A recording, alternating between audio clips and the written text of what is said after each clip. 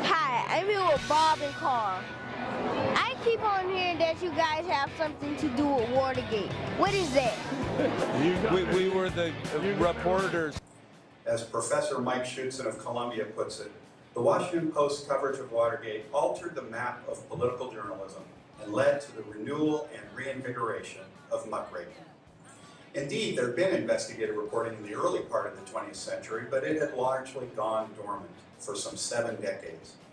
That all changed beginning in June of 1972 as 2 young reporters, one a clean-cut, Christian, college-educated Midwesterner, just 2 years out of the Navy, the other a long-haired, chain-smoking college dropout from Silver Spring, Maryland, began with a fairly routine night cop story and turned it into what stands still today as the high water mark of American journalism.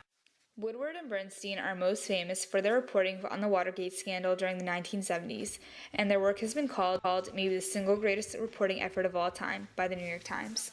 Journalism during the 1970s revolved around social issues and media drama. Woodward and Bernstein might have started the trend of discovering and writing about dramatic scandals within the government, but they weren't the only ones. During the 1970s, the Pentagon Papers were also leaked, which caused an uproar in the government and the world. Robert Woodward was born in Geneva, Illinois. He went to Yale University, where he studied history and English literature. Woodward graduated in 1965, and afterwards he joined the United States Navy. Once he was discharged, he considered attending law school, but instead decided to apply for a job as a reporter for the Washington Post.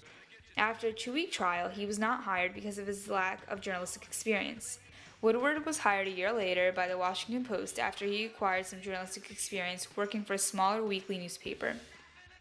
Carl Bernstein was born in Washington, D.C., and him and Woodward shared similar experiences trying to get into the world of journalism. However, Bernstein not only began his journalism career at the age of 16, but he also dropped out of college. When he was 16, he was a copy boy for the Washington Star. However, since Bernstein did not have a college degree, the Washington Star didn't let him actually write for their newspaper. In 1963, he became a reporter for the Elizabeth Daily Journal in New Jersey, and he won many awards for their newspaper. In 1966, he left the Elizabeth Daily Journal and he started working for the Washington Post. While Woodward and Bernstein were working for the Washington Post, a break-in occurred at the Watergate office complex in Washington, D.C. This was known to house the Democratic National Committee, and 5 burglars were caught trying to break in. The real twist to the story is that one of them was an ex-CIA agent who did security work for the Republicans. Woodward and Bernstein were responsible for reporting on the scandal, and their discoveries and articles led to many investigations.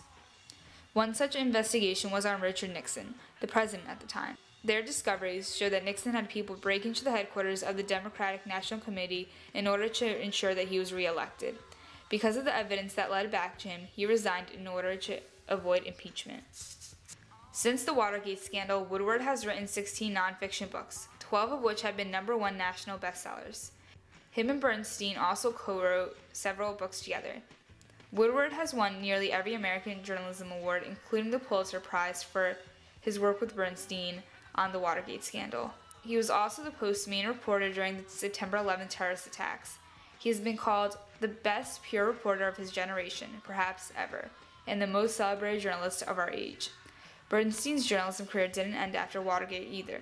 In 1990, he went to Iraq to cover events for Time magazine. He also wrote an article for Time exposing an alliance between the Pope and President Ronald Reagan. He has also written many books. The work of these 2 journalists helped expose corruption within the government, and that is why they are still known to this day as maybe the single greatest reporting effort of all time. Like the moon and the stars and the sun, where we all shine.